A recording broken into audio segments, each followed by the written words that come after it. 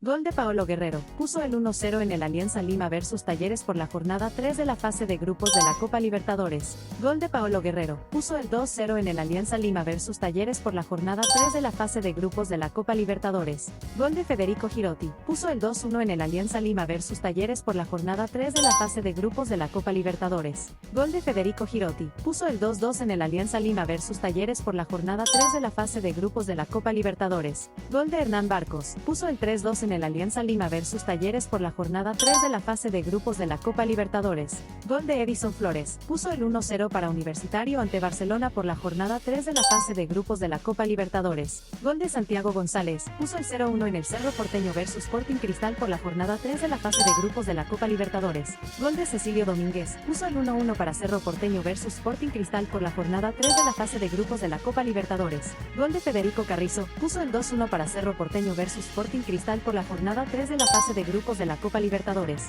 Gol de Rafael Lutiger, puso el 2-2 en el Cerro Porteño versus Sporting Cristal por la jornada 3 de la fase de grupos de la Copa Libertadores. Gol de Pierre Barrios, puso el 1-0 para Melgar versus Puerto Cabello por la jornada 3 de la fase de grupos de la Copa Sudamericana.